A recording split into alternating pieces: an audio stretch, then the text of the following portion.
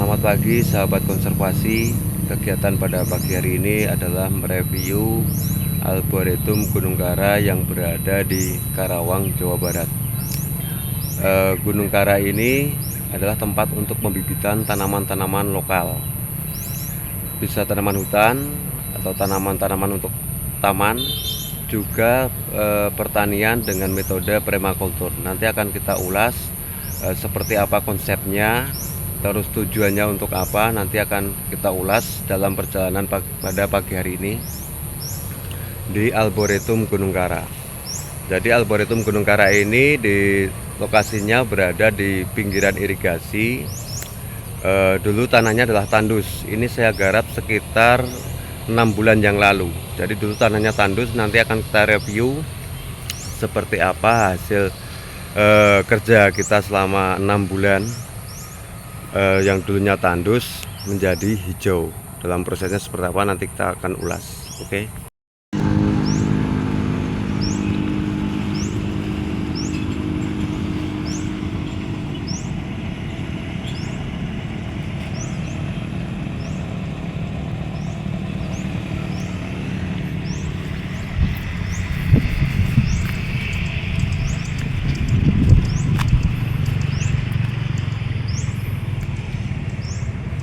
Nah, ini di kanan kiri kita ini pada gerbang saya tanam beringin body atau Ficus religiosa.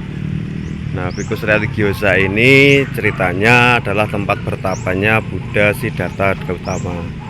Jadi harapannya ketika masuk ke Gunung Kara ini kita religinya atau spiritualnya tumbuh.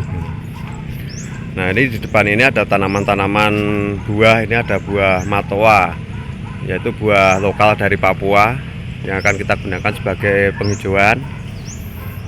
Buah matoa. Kemudian yang di depan ini ada tanaman mangklit atau tanaman baros. Ini bisa digunakan untuk pertanian. Ini tanaman lokal Jawa Barat. Ini bisa untuk penghijauan. Kemudian ini pohon kemuning. Nah, pohon kemuning ini kita tanam di dekat rumah sebagai tanaman hias ya. Nah, ini ada irigasi. Jadi irigasi ini saya susun membentuk mengikuti pola pertanian. Ini saya mengadopsi tata perairan di Bali atau hukum subak. Jadi saya menggunakan air sebagai tatanan tertinggi. Jadi untuk bentuk dari aliran-aliran air ini nanti mengikuti pola tanam. Jadi dikelilingi oleh air sekaligus memudahkan kita dalam penyiraman. Jadi saya mengadopsi hukum subak yang ada di Bali. Nah, ini di depan ini ada saung nih. Biasanya untuk kumpul atau untuk bikin media tanam ataupun pupuk. Nah, ini media tanam yang kita bikin ini. Jadi media tanam kita kayak gini. Ini siap dipakai. Ini kompos yang kita bikin untuk media tanam. Nah, ini ada tanaman yang daunnya gede banget. Ini adalah pohon sempur. Tanaman di Jawa Barat yang sudah mulai langka. Ini kita mulai budidaya lagi. Ini tanaman sempur. Sebelahnya lagi ada tanaman rasa mala. Ini juga udah langka ya. Ini yang daun kecil-kecil, tanaman jamuju. Jadi ini kita prioritaskan pada tanaman-tanaman yang sudah sangat langka sekali.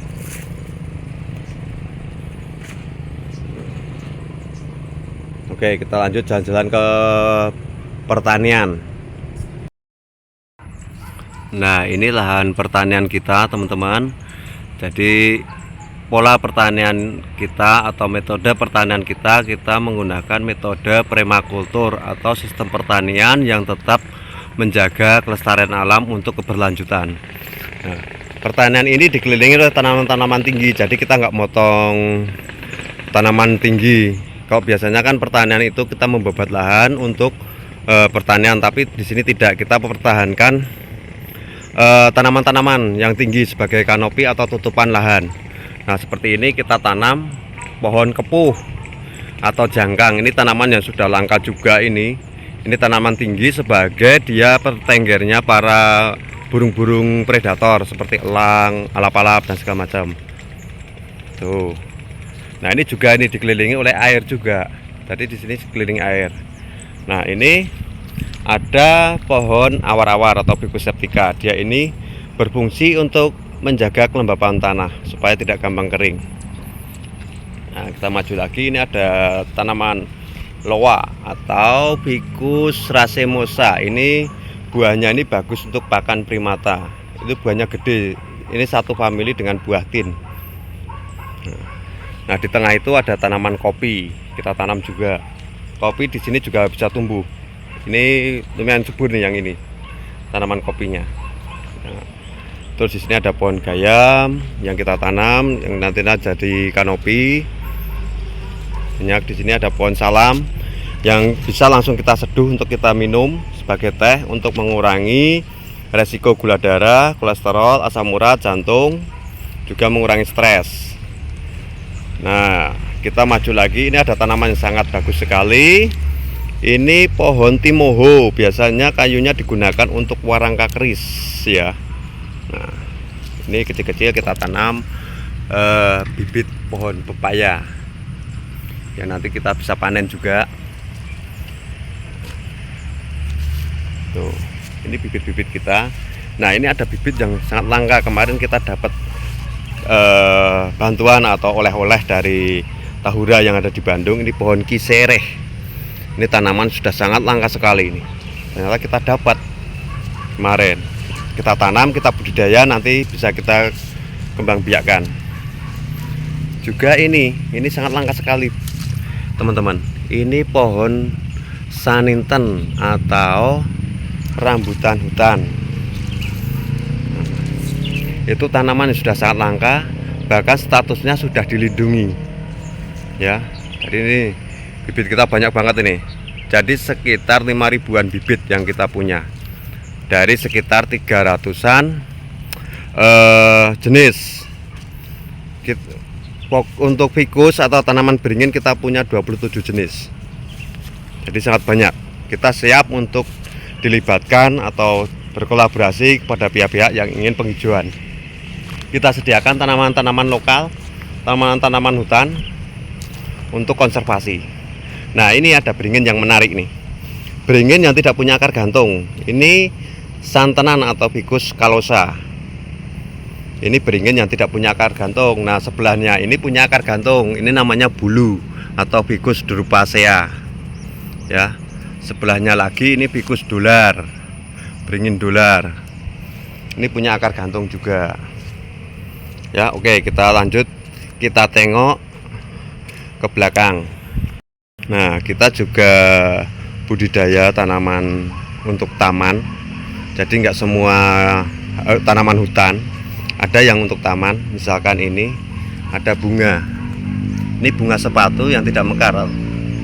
Ini kita tanam selain sebagai tanaman hias, dia juga berfungsi untuk menarik kupu-kupu. Jadi biar serangga atau ulat itu tidak masuk ke lahan pertanian, kita tarik di area dekat rumah.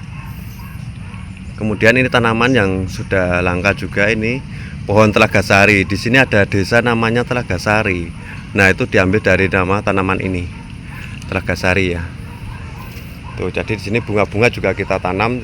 Ini bunga-bunga jadul yang mungkin sudah jarang kita ketemui. Kita tanam. Ya. Tuh, air juga. Ini dikelilingi air. Ini kita harus nyebrang jembatan ya. Ke sana nanti kita nyebrang jembatan. Pokoknya di sini bibit-bibitnya dikelilingi air. Nah, ini saya sedang budidaya atau memperbanyak tanaman dengan metode cangkok. Ini tanaman Wijaya Kusuma. Yang pohon ini kita dapat bibitnya dari Pulau Nusa Kambangan. Jadi ini tanaman yang adanya cuma di Nusa Kambangan, di Pulau Nusa Kambangan di Cilacap. Ini kita dapat, kita perbanyak dengan sistem cangkok. Kemarin saya sudah coba, ternyata berhasil. Ini mau saya coba lagi, mudah-mudahan ini berhasil ya. Nah, di depan kita yang agak tinggi ini beringin Bali atau Ficus dewata. Ini tanaman yang sudah jarang, bahkan kemarin waktu saya ke Bali saya sudah tidak menemukan tanaman ini di Bali. Ternyata kita masih punya dan kita budidaya ini. Ini Ficus dewata. Kita coba lagi budidaya.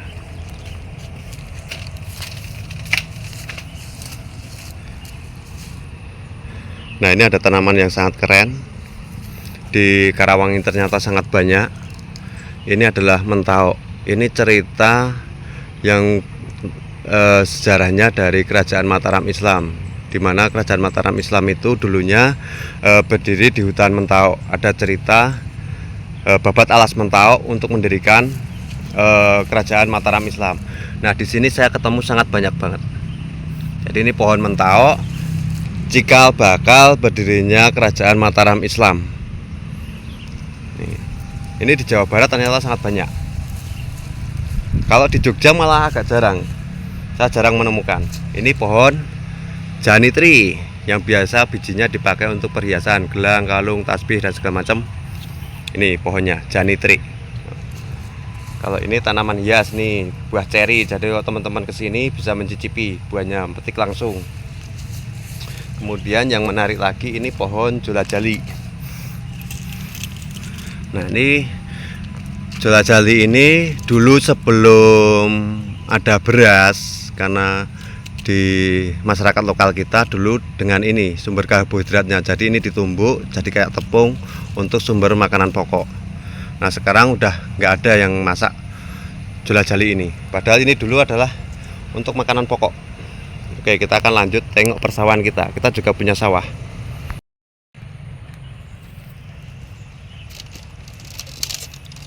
Nah, ini ada bunga keningkir. Ini bunga ini bisa kita seduh sebagai minuman. Nanti minumannya jadi warna oranye, kayak orange juice. Nah, ini sama, ini daun awar-awar, daun bulu. Kemudian ini juga daun bisoro. Ini juga termasuk ficus. Awar-awar ini juga termasuk ficus. Kemudian ini benying atau wilodo di Jawa Tengah, di Jogja ini namanya wilodo. Ini jadi semua itu ficus. Ini banyak sekali jenis-jenis ficus. Ini ada bunut, kemudian ini iprek, kemudian ini ficus benjamina. Itu juga ficus. Ficusnya banyak banget jenisnya. Ada 27 jenis ficus. Kemudian ini daun rasamala. Ini rasamala ini bisa dijadikan teh nih. Tinggal kita petik, kita cuci bersih, langsung kita seduh jadi minuman segar.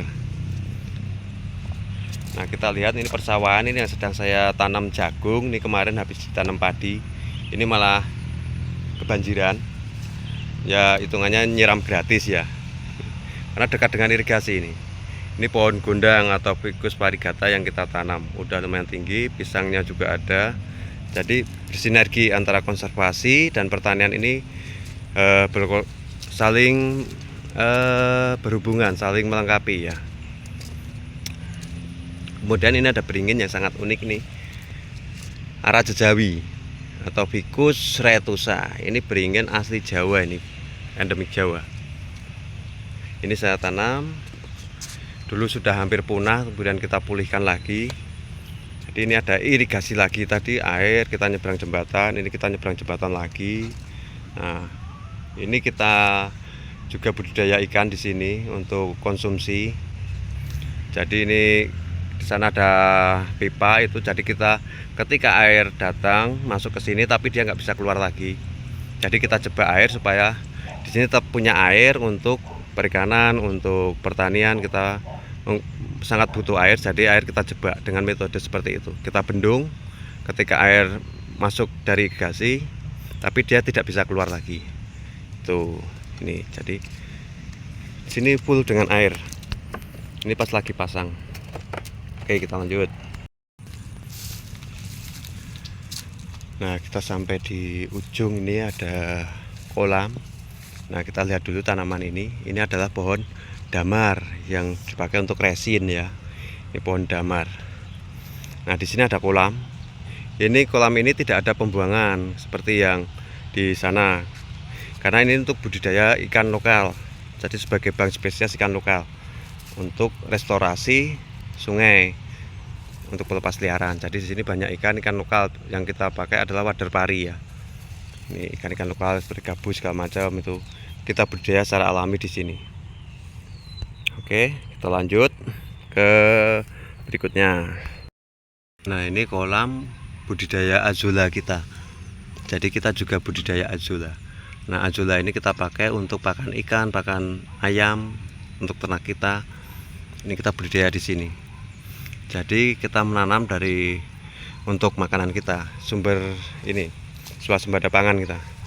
Makan dari apa yang kita tanam, ada sayuran, ada buah-buahan, ikan dan segala macam kita pakai di sini. Nah, di sana ada saung. Nah, saung ini tempat untuk kita nyantai nih. Nah, di luar ini udah lahan milik orang nih. Jadi ini luasnya Gunung Kara ini sekitar 2000 meter persegi ya teman-teman. Kita pakai untuk pembibitan tanaman hutan, tanaman produksi. Juga kita pakai untuk pertanian, perkebunan, sawah, segala macam. Jadi kita manfaatkan secara maksimal lahan yang cuma 2000 meter ini untuk lebih bermanfaat. Oke, terima kasih. Kita berakhir perjalanan kita ulasan tentang Gunung Kara.